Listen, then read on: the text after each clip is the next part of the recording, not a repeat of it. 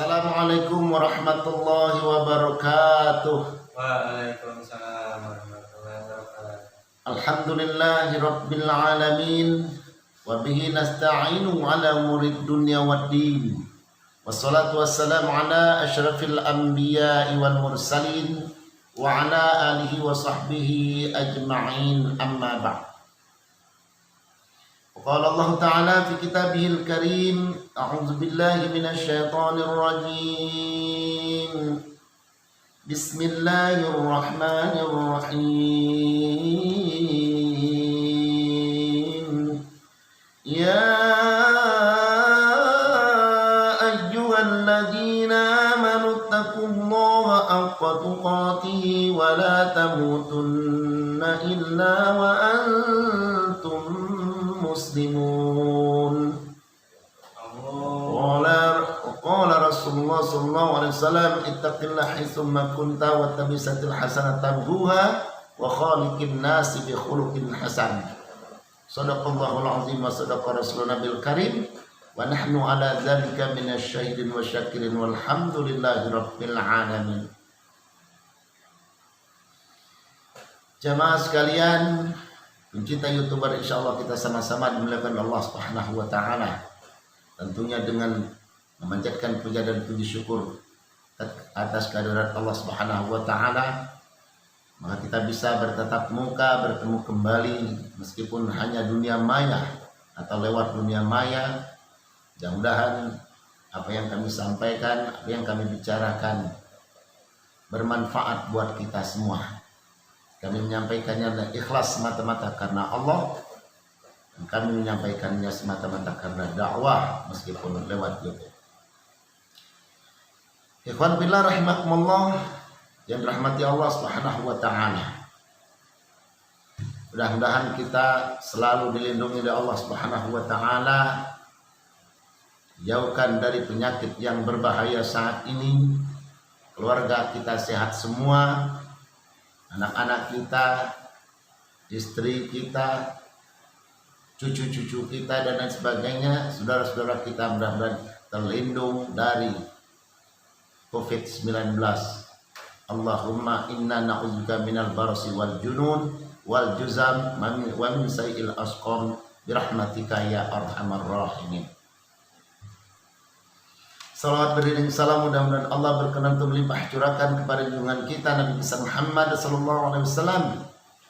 Mudah-mudahan kita menjadi pengikutnya, umatnya yang setia kepada sunnah-sunnahnya, syariat-syariatnya, ajaran-ajarannya, dan mudah-mudahan pula kita di yaumil akhir kita sama-sama mendapatkan syafaat dari baginda Rasulullah sallallahu alaihi wasallam.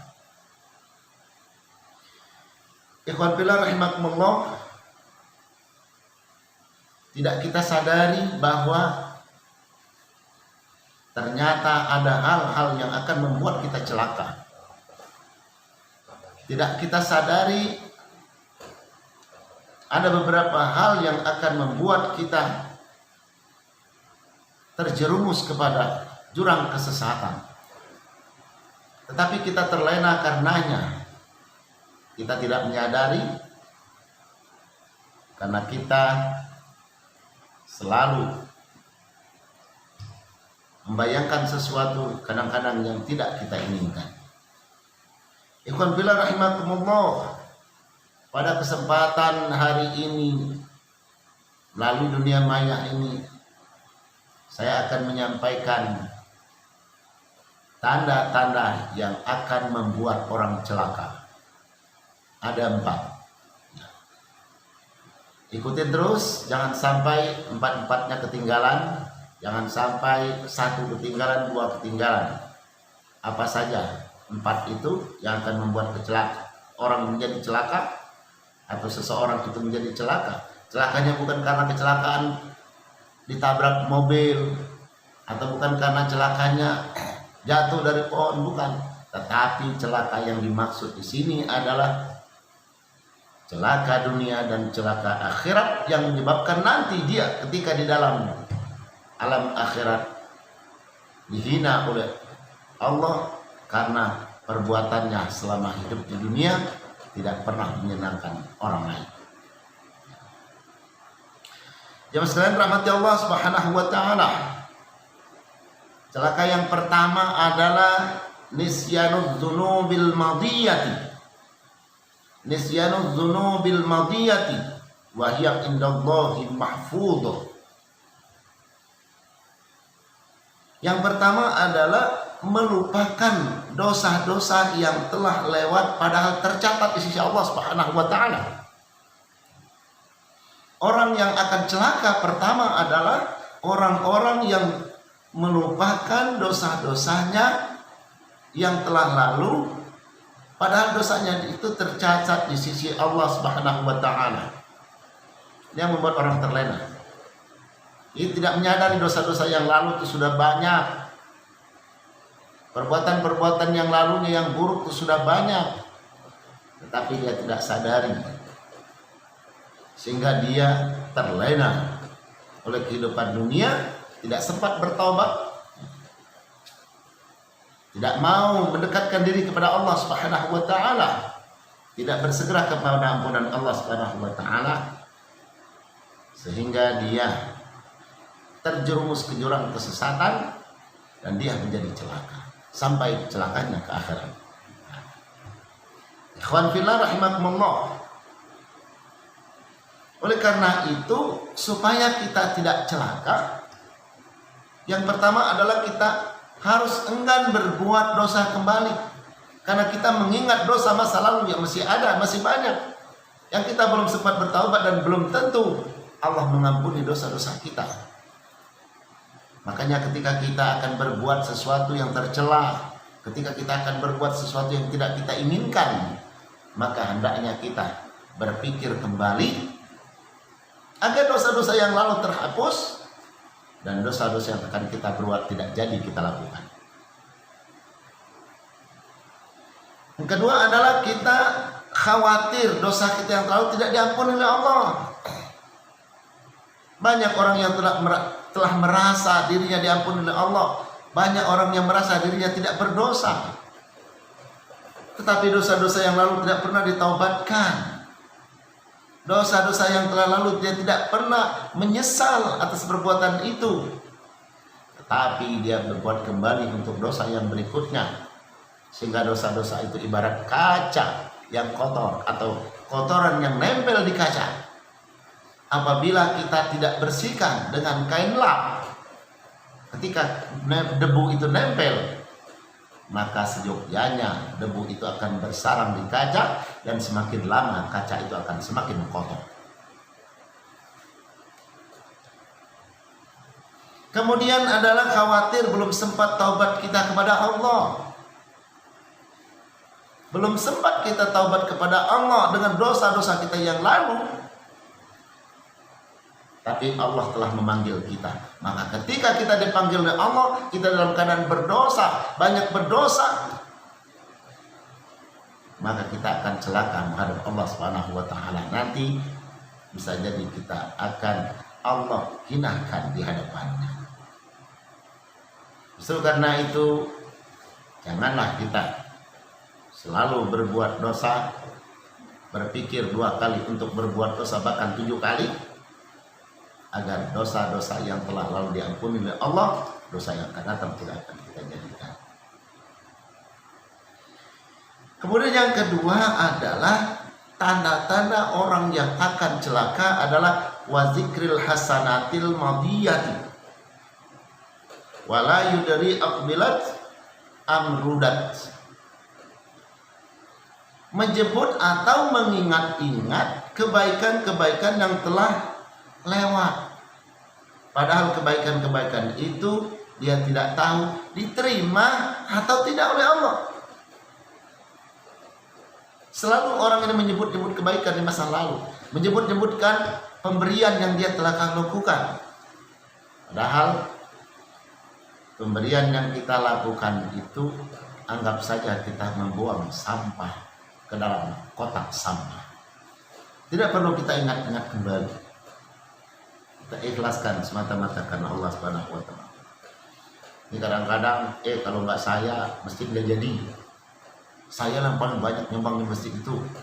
Kalau nyumbang di masjid, saya yang paling banyak sedekah. saya yang paling banyak menjadi donaturnya. Selalu disebut-sebut. Bahkan tidak hanya saja disebut-sebut dia di depan diri sendiri atau keluarganya, bahkan ngumbar di depan orang lain. Diumbar di depan orang lain. Ini masjid ini kalau bukan saya nggak jadi. Gitu. Ini masjid ini kalau bukan peran saya nggak jadi. Nggak bisa selesai. Ya. Padahal apa yang telah dia berikan tadi belum tentu diterima oleh Allah Subhanahu wa taala. Justru karena itu jangan kita mengungkit pemberian di masa yang lalu. Ikhlaskan semata-mata karena Allah. Jangan kita sekali-kali mengingat-ingat pemberian di masa lalu, karena itu akan membuat kita menjadi celaka. Ikhwan fillah rahimakumullah. So, karena itu kita harus menyadari betul bahwa kita belum ada apa-apanya, bahwa kita tidak ada apa-apanya. Kalau kita sudah merasa memberikan sesuatu kepada orang lain 100.000, ternyata ada orang yang tidak berbicara, dia diam sudah memberikan 200.000. Kita tidak menyadari. Kadang-kadang kita membanggakan uang 200.000, 500.000, 10 juta, 1 miliar bahkan. Ternyata ada yang lebih besar daripada itu, tapi dia diam, tidak pernah sebutkan. Justru karena itu saudara-saudara sekalian, belajarlah kita menyumbangkan sesuatu itu sedikit tapi ikhlas. Lebih hebat lagi adalah banyak tapi ikhlas. Ya, jangan kita mengungkit-ungkit pemberian kepada orang lain, atau jangan kita memberikan, atau jangan kita mengungkit pemberian pada benda apapun yang kita lakukan. Sekalian rahmati Allah Subhanahu wa taala. Kemudian yang ketiga adalah wan nazuru ilal man fawqahu fid dunya, memandang orang-orang yang lebih tinggi dalam perkara dunia. Memandang orang lain lebih hebat, memandang orang-orang lain lebih pintar, lebih keren dan lain sebagainya. Janganlah kita memandang sesuatu itu lebih tinggi daripada orang, sehingga kita menganggap diri kita rendah. Masih banyak orang-orang yang di bawah kita. Maka Rasulullah SAW bersabda, dari Abi Hurairah radhiyallahu anhu berkata, unzuru ila man huwa asfali minkum wala tanzuru ila man huwa fawqakum fa innahu ajdari alla tazkiru ni'matallahi 'alaikum. Lihatlah kepada orang-orang yang berada di bawahmu dan jangan melihat yang berada di atasmu dalam urusan dunia. Demikian itu lebih baik agar kamu tidak merendahkan nikmat Allah di depanmu. Maksudnya adalah unzuru ila man huwa asfali minkum. Lihatlah orang-orang yang di bawahmu, masih banyak orang-orang yang lebih miskin daripada kita. Tujuannya untuk apa ini? Agar kita bersyukur kepada Allah. Mendapat nikmat sedikit kita syukuri. Masih banyak orang-orang yang tidak mendapatkan nikmat seperti yang kita dapatkan. Kita punya sepeda, kita bersyukur kepada Allah. Masih banyak orang-orang yang berjalan kaki dan tidak mampu membeli sepeda. Bersyukur kita punya motor, karena masih banyak orang-orang yang belum memiliki motor dan tidak mampu untuk memiliki motor itu. Demikian selanjutnya. Tetapi kalau kita melihat orang yang punya sepeda, pingin punya motor, padahal dia tidak mampu. Setelah punya motor, kemudian dia pingin punya mobil, padahal kemampuannya sedikit. Akhirnya apa? Ngutang. Minjam ke sana kemari. Dia untuk memenuhi kebutuhan nafsunya yang tidak sesuai dengan pendapatannya. Akhirnya apa? Besar pasak daripada tiang, yang membuat orang itu celaka. Justru karena itu unzuru ila man huwa asfali minkum lihatlah orang-orang yang masih berada di bawahmu untuk urusan akhirat. Tapi kalau untuk urusan akhirat, kita jangan melihat begitu, melihat orang nggak ke masjid, kita nggak ke masjid. Ngapain ke masjid sih, itu ustadz nggak ke masjid, gitu kan? Ya, ngapain kita sedekah, dia juga nggak pernah sedekah, padahal dia orang kaya, duitnya banyak. Ya. Ngapain kita baca Al-Quran, dia ustadz nggak pernah baca Quran, saya lihat tuh itu kalau habis sholat pulang mulu, di rumah dia nyantai. Ya. Jangan ke situ melihatnya. Jadi kita melihat untuk urusan akhirat adalah urusan kepada Allah. Karena nanti ketika kita di akhirat itu beda-beda, ya beda-beda. Dalam Al-Quran dikatakan man amilan salihan fali nafsi wa man asar fa'alaiha. Barang siapa yang berbuat kebajikan, maka itu adalah untuk dirinya sendiri. Wa man asar fa'alaiha. Barang siapa yang berbuat keburukan, maka itu untuk dirinya sendiri. Ya karena orang-orang yang tidak mau ke masjid, kita yang ke masjid, berjalan melangkah ke masjid, karena kita ingin menggapai ampunan Allah. Biarkan saja orang-orang yang tidak mau baca Quran, kita mau baca Quran karena baca Quran adalah penuh rahmat, mendatangkan pahala, mendatangkan kebajikan-kebajikan. Maka untuk urusan akhirat jangan melihat ke atas, jangan melihat ke bawah, tapi lihatlah ke atas. Unzuru ila man huwa asfali minkum wala tanzuru ila man huwa fawqakum.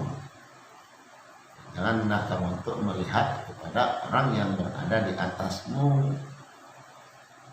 Jangan melihat orang punya kulkas, melihat orang beli kulkas, dia meriang.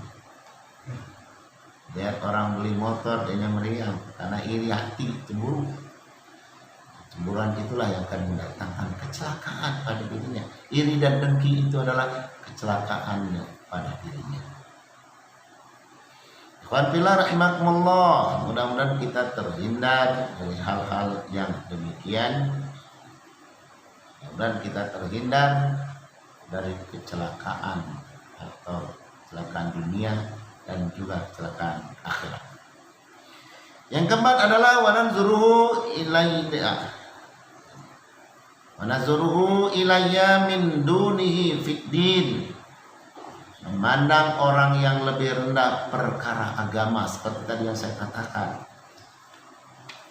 Ketika orang tidak ke masjid, dia enggak ke masjid. Ketika orang tidak mau ngaji, dia tidak mau ikut ngaji, sehingga dia membiarkan dirinya tidak punya ilmu agama. Ilmu itu penting. Ilmu itu penting. Kenapa ilmu itu penting? Karena Allah akan mengangkat derajat orang-orang yang berilmu. Allah berfirman dalam Al-Quran surat Al-Mujadilah, A'udzu billahi minasy syaithanir rajim. Bismillahirrahmanirrahim. Yarfa'illahu alladhina amanu minkum walladzina utul ilma darajat. Allah akan mengangkat derajat orang-orang yang beriman dan memiliki pengetahuan beberapa derajat. Allah akan angkat derajat orang-orang yang beriman, beramal soleh. Dan Allah akan angkat derajat orang-orang yang berilmu. Luar biasa, orang-orang yang berilmu pengetahuan tentang agama Islam diangkat oleh Allah derajatnya. Hidupnya tidak pernah miskin, dijamin oleh Allah, karena dia telah mengajarkan ilmu Allah. Orang-orang yang kaya dia belum tentu tenang pikirannya, tapi kalau orang-orang yang berilmu, dia memberikan ilmunya kepada orang lain, maka dia akan tenang pikirannya, dia akan nyaman. Dan orang-orang yang berilmu, kenapa dia tidak pernah miskin? Karena ilmunya diberikan kepada orang kaya, bukannya dia menjadi bodoh, tetapi dia menjadi makin pintar. Makin pintar orang yang berilmu. Setiap hari dia mengajarkan kalimat tauhid kepada orang lain. Asyhadu an la ilaha illallah, asyhadu anna Muhammadar Rasulullah. Sampai 10 orang diajarkan, dia akan semakin hafal. 10 kali dia mengajarkan kalimat-kalimat Al-Quran kepada orang lain. Yang ngajar-ngajar, maka dia akan ilmunya akan makin bertambah. Tapi ketika orang-orang yang tidak mau mengajarkan ilmunya kepada orang lain, ilmunya akan diam. Nah, ilmunya tidak akan pernah mendapat pahala dari orang lain. Ketika orang-orang itu tidak memberikan ilmunya kepada orang lain, maka dia akan rugi. Maka itulah bedanya ketika kita orang yang berilmu dengan orang yang kaya, maka lebih nyaman orang berilmu. Karena orang berilmu itu adalah semakin ilmunya diberikan kepada orang lain, maka dia akan semakin kaya. Tapi ketika kita punya harta, kita kasihkan kepada orang lain, maka boleh jadi kita akan menjadi habis harta. Ikhwan fillah rahimakumullah.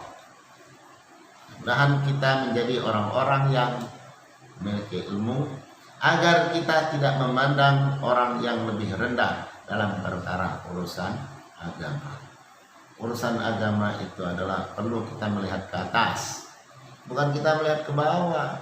Ya, lihat orang lain nggak sholat, dia juga nggak ikut sholat. Ya, ngapain kita nggak sholat? Sian itu kaya nggak sholat. Ya, dia banyak mobilnya, banyak duitnya, tapi saya lihat dia nggak pernah kaya. Boleh jadi dia kaya di dunia, tetapi nanti di akhirat dia celaka, miskin, dimiskinkan oleh Allah. Boleh jadi hartanya banyak di dunia, tapi celaka di akhirat, celaka di akhirat. Karena sibuknya pekerjaan dia hanya mengurus harta-hartanya. Sibuknya pekerjaan dia hanya mengumpulkan harta-hartanya. Tapi dia lalai ibadah kepada Allah Subhanahu wa ta'ala. Lalai beribadah. Tidak ingat Allah, siapa yang memberi nikmat. Tidak ingat kepada siapa dia akan kembali. Dan itulah yang membuat dia celaka, karena dia terlena dengan urusan dunia, ya, sehingga dia memandang rendah dalam perkara agama. Agama disepelehin sama dia. Ya, ngapain kata sholat? Orang sholat juga belum tentu masuk surga, kata dia kan. Apalagi nggak sholat ya. Orang sholat aja belum tentu masuk surga, apalagi nggak sholat. Hanya orang sholat itu orang tidak menjamin orang yang sholat itu masuk surga. Surga itu bro, urusan Allah. Allah mau memberikan kepada kita, tapi kita harus turut perintah Allah, menjauhi larangannya. Apa perintah Allah? Sholat perintah Allah. Larangannya apa? Mabuk-mabukan, judi, minuman keras. Kalau kita ikuti judi, nah nanti di akhirat nanti panggang ya. Tapi kalau kita ikut perintah Allah, sholat, kita ikuti puasa, kita ikuti Allah, akan sayang kepada kita. Kalau Allah sudah sayang kepada kita, maka tidak mungkin Allah akan menceburkan orang yang disayanginya ke dalam sesuatu yang tercela. Tidak mungkin orang yang kita sayangi, yang paling kita sayang, sangat kita sayangi itu, kita biarkan dia hanyut di dalam sungai. Kita biarkan dia jatuh. Kita biarkan dia tercela atau celaka. Tetapi orang yang paling kita sayang itu adalah orang yang paling kita tempatkan di tempat yang nyaman buat dia, yang enak.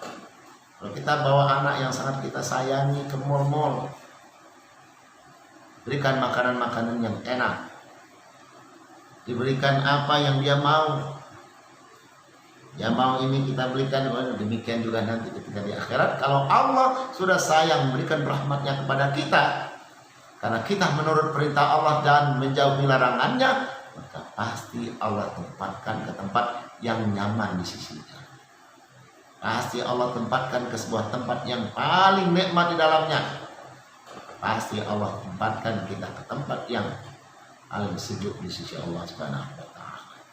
Tapi ketika orang-orang itu kafir, ketika orang-orang itu ingkar kepada perintah Allah, maka pasti akan Allah masukkan ke tempat yang sangat tercela. Allah masukkan ke tempat yang celaka, yaitu dalam nerakanya Allah Subhanahu wa taala. Demikian, semoga bermanfaat. Ambil saja manfaatnya. Ya, yang tidak bermanfaat bagi saudara-saudara kalian dibuang saja. Yang nggak berguna dibuang saja. Mohon maaf yang sebesar-besarnya. Begini adanya saya menyampaikan apa yang saya bisa. Rasulullah SAW, balighu anni walau ayat, sampaikanlah walaupun satu ayat tentang kebajikan. Dalam Al-Quran Allah berfirman, wal takum minkum ummatun yad'una ilal khair, adalah ada di antara kamu menyeru kepada kebaikan. Wa ya'muruna bil ma'ruf wa yanhauna 'anil munkar wa ulaika humul muflihun. Orang yang mencegah kepada yang munkar, menyeru kepada kebaikan, maka mereka adalah orang-orang yang beruntung. Mudah-mudahan kita semua beruntung karena kita terhindar dari sifat tercela. Mudah-mudahan kita beruntung, kita terhindar dari sifat celaka yang tadi 4 tadi. Dan mudah-mudahan kita semua dilindungi oleh Allah Subhanahu wa taala dari azab neraka. Demikian, Rabbana atina fid dunya hasanah wa fil akhirati hasanah wa qina azabannar wa qina azabannar wa qina azabannar walhamdulillahi rabbil alamin. Assalamualaikum warahmatullahi wabarakatuh.